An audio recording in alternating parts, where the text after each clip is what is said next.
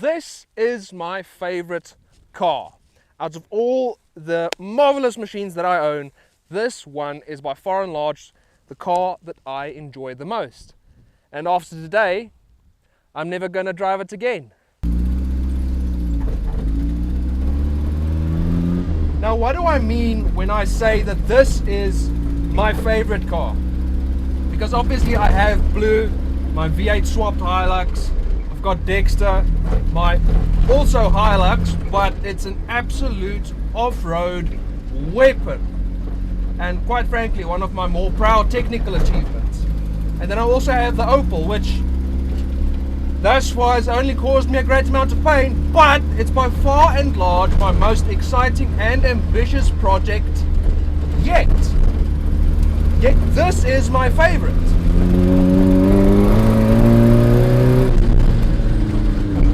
No car has ever brought me as much joy as this little skadonk ever.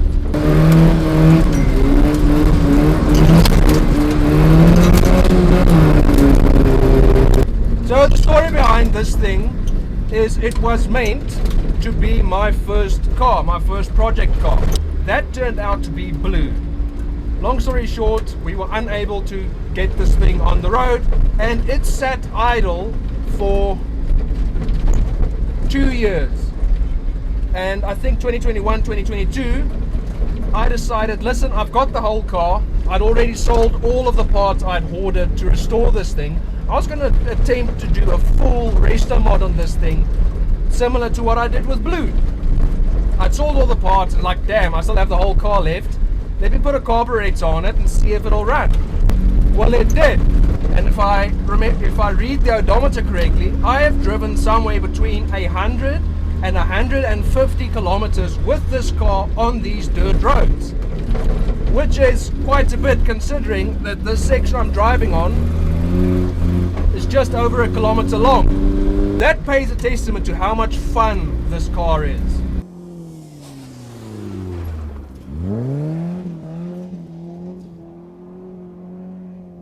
Well, that didn't go greatly. This corner, I haven't been here in a minute, but it's basically turned to silt, and as soon as I tried to throw myself into it, I sunk straight in, and the car didn't want to know anything about that. So maybe just avoid that one, because getting stuck would suck.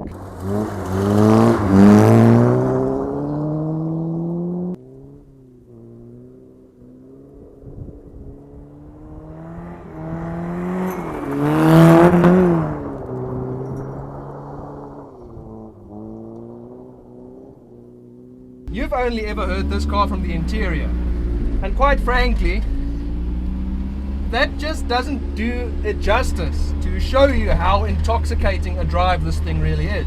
I brought along an extra microphone just for the exhaust. One last time.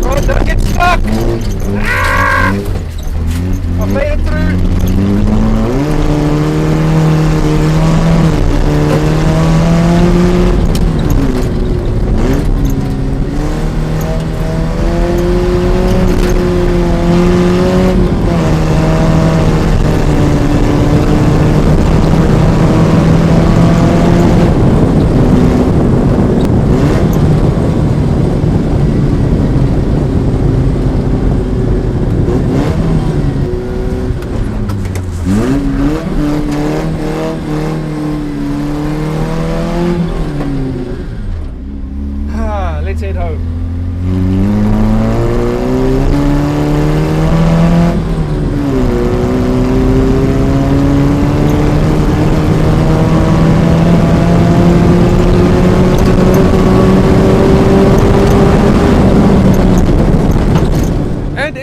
tomorrow. So let's get into why this thing is dead.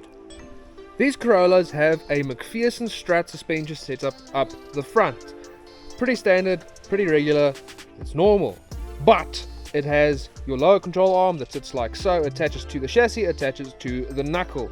Then it has a caster arm which reinforces the stability of that lower control arm. And that is the problem in question, because I don't know how well you can see that, but it has detached.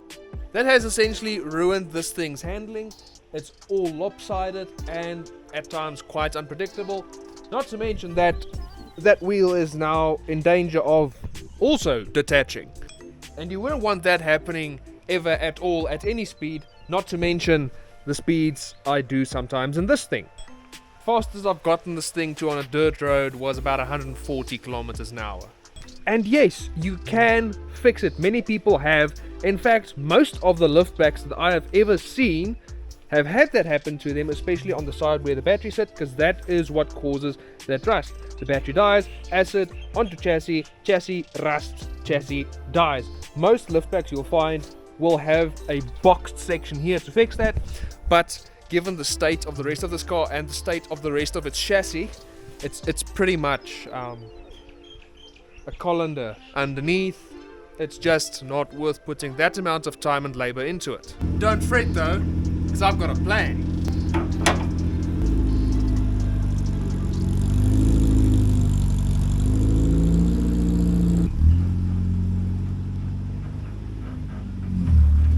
That's right, I have a second liftback, and this thing, it seems at least, is completely intact. The chassis we checked, it actually still looks like a chassis, and it's already had the front section boxed. It came with a set of SSR Speed Shock reps. The front have tires on, the rears are there. Those are actually my own wheels. The engine bay looks quite clean. It has a 1.34K engine and gearbox in it, but it didn't come with it. They were still inside the car when we went to pick it up, so I need to take it out and then the owner needs to come and pick it up. Anyways, the reason it has the 1.3 in it is because it has the 1.3 rack and pinion cross member in it. So it has a far superior steering system than the steering box that is in my current liftback. Actually, all the South African liftbacks had the steering boxes in them. The 1.3 cross member you actually had to pulver from a Povo spec wagon or sedan, or a coupe. I believe the coupes also came in 1.3. It also has the struts from a Toyota Cressida. They're a little bit more heavy duty and they have bigger brakes, hence the 15-inch rims, because you need a minimum of a 13-inch rim to fit over these brakes. It's got this fiberglass front section on it. Small issue with it is that it is molded onto both of the front fenders, so that's a little bit of a pain that I'll have to address in the future. Quite excited that it came with a grille. I've been wanting one of these. And small issue is I need to finish assembling the front. But by far the biggest issue is it does not have a windscreen. Apparently you can use a regular TE70 windscreen on this. I'm yet to find that out, but if that's the case, I'll have to source one of those. If it's not the case, I'll have to make peace with not having a windscreen, because I don't believe it'd be easy to find a specific obscure liftback windscreen if that were a thing. And as you can see, it is packed chock-a-block full of random parts, including the front seat from an SFA Toyota Hilux that was, if you can't tell already, swapped with a Lexus V8. To sum it up, this is just a really good platform, as far as I can tell, to start a race car build. I'm not going to go full balls to the walls with this thing. It's just going to be a continuation of that car, purely because it is just so much fun to drive. I cannot stand to scrap that thing and not have a replacement for it. But let's actually get into all of the spare parts that came with this thing. I've been waiting until I got around to recording this video to go through it all. So I feel kind of like a kid in a candy shop, because I don't quite know what to expect to find. Let's close the bonnet for now, because this is of zero importance to me at the moment.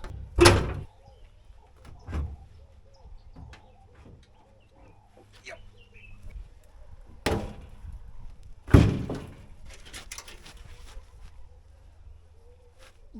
that's just got one hinge. Let me close that again.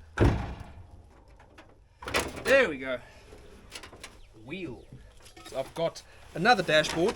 It's in slightly better condition than my existing dashboard, but I'm going to be using the dashboard I have in the silver car. A little bit of a gem here. This is a late model driver side mirror. So actually the late models have a completely different driver side window just to accommodate for this mirror. 3 extra quarter windows. I can add this to the collection. I think I have 1, 2, 3, 3.5 sets of these now, which I don't need because I'm going to run full plexiglass windows. Shot. This is probably the rarest thing I've gotten. This is a late model. To go with that mirror I found first, this is a late model driver side window with the cutout for the mirror. I've actually never seen one of these in the flesh. Rear side window. I can add this to the collection. I probably have, I think this will be my 5th one. Passenger side window. These are all the same. These all just had mirrors on the driver's side. This looks to be, yes, this is a chassis harness for this thing. Can add that to the collection. I think this will be my 2nd one. Some chrome trimmings. I believe these are for the windscreen. They have a little center console here that you can orientate to the passenger or driver side. Your radio will sit in there, and then something else, and then another something else that was blocked off in this occasion. And usually these don't work. You press that button in and it... Oh, what? What? That is so cool that I actually have one of these that works now. Actually, I'm lying. I'll add that to the collection. That'll be my 2nd one. Wheel. Then I also have a whole extra steering box, steering geometry set with extra control arms. I actually think I now have 3 spare sets of lower control arms, which is nifty because one issue that occurs when you run these Cressida struts is you need to cut and shut your lower control arms and extend them, because if you're just running the struts, you gain positive camber, which obviously you don't want. So I'm going to cut and shut them and bring them out quite a bit so I can win some negative camber. I've actually had this thing quite some time, so it's sat outside for the last bit of the rainy season, and this is a bucket full of parts. Ooh, I don't have one of these, and this seems to be in quite decent nick.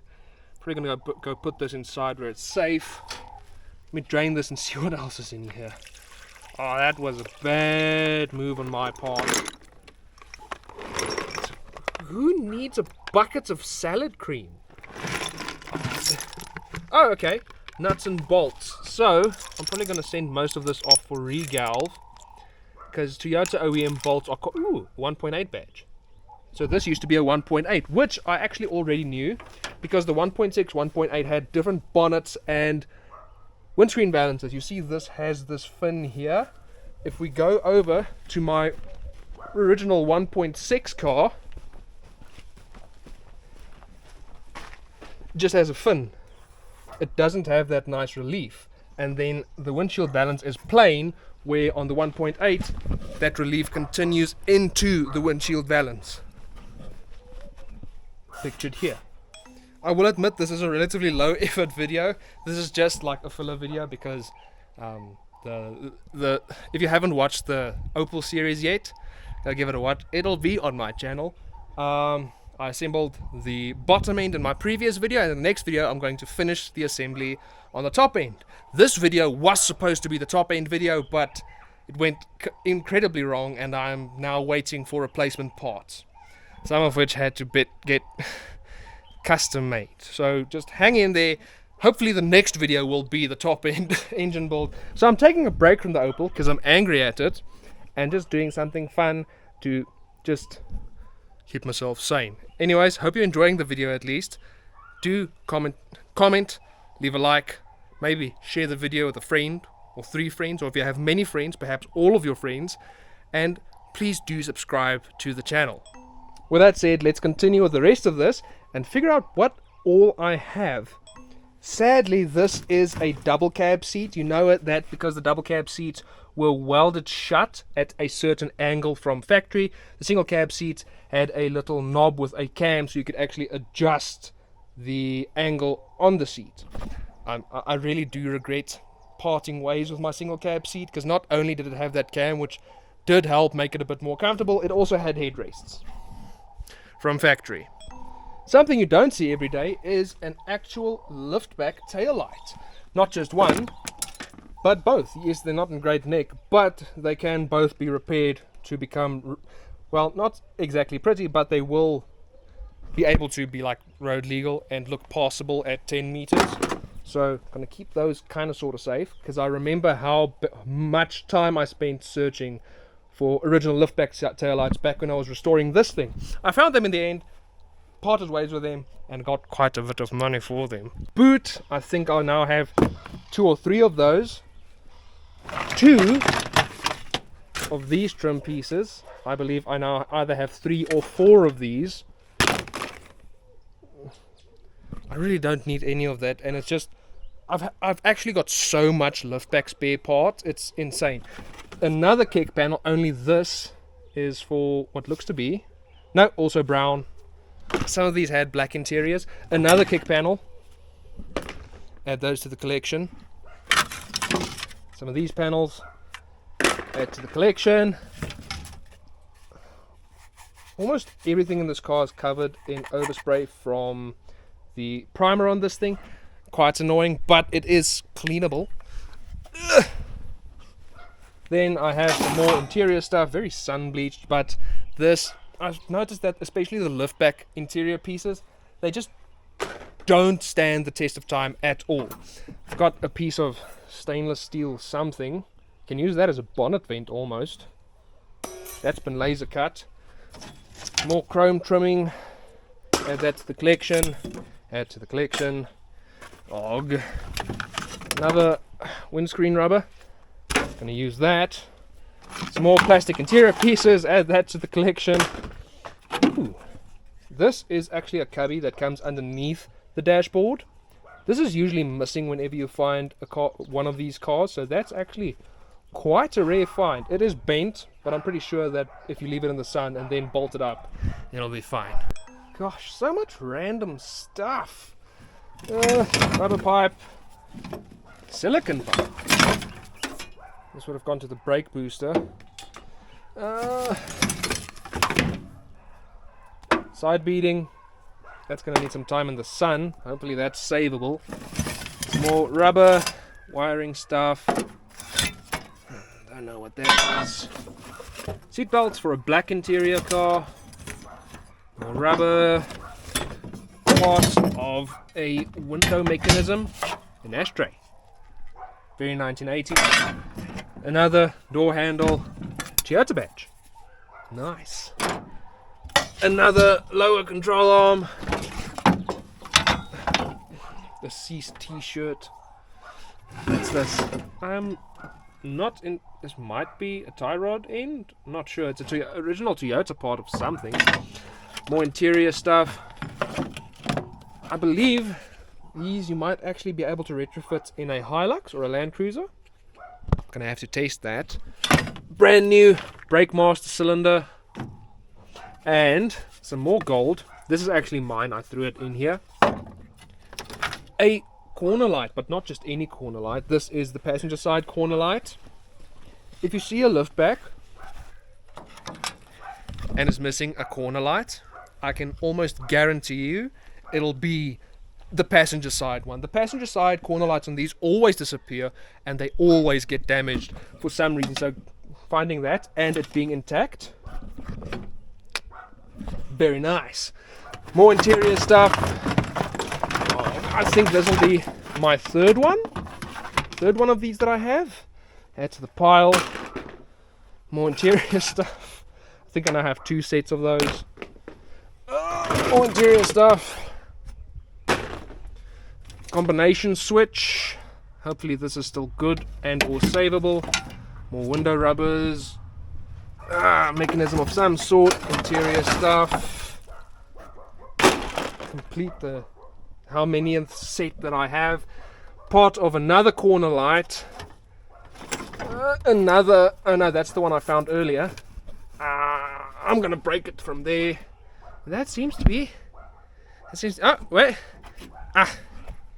that's usually the state that these badges are in, so having an intact one is quite nice. There's a lot of dress-up bolts on this thing laying around this thing. I do recall speaking to the guy we bought it from. This was supposed to turn into a show car, race car type of thing.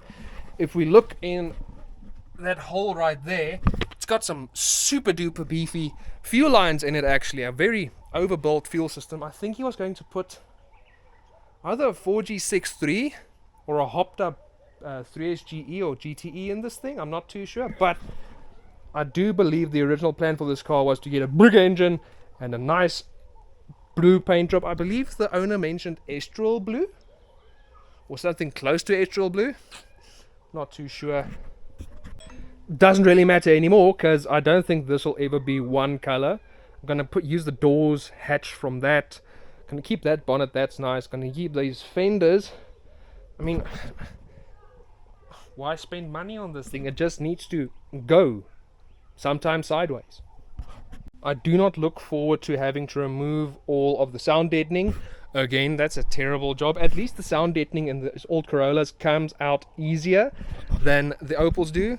I think it's something with the age and how it was put together, but if you give it some dry ice, that combined with its age, it usually just flakes right off. So I'm hoping that to be the case for this. In fact, when I did that, I didn't even need dry ice. I just used a chisel and it all just detached from the floor. So I need a glass window for this thing.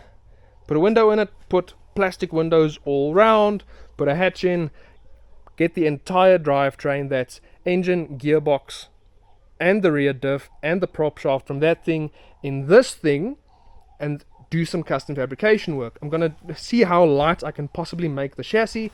I'm going to have to do a half cage in this again, because these things' roofs are not exactly sturdy.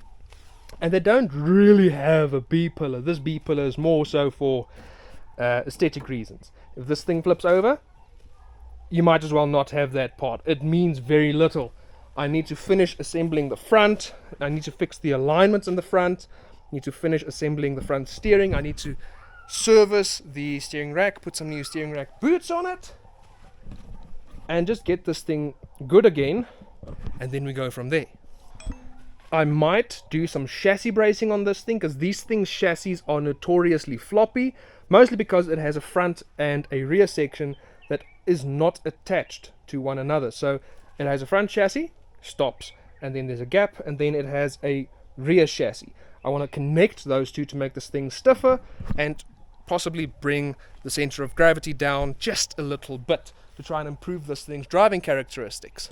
I am very excited for this build. I absolutely adore shitbox builds because they give me room to have fun, try new things, to do some experimentation, and overall not worry about making it look nice.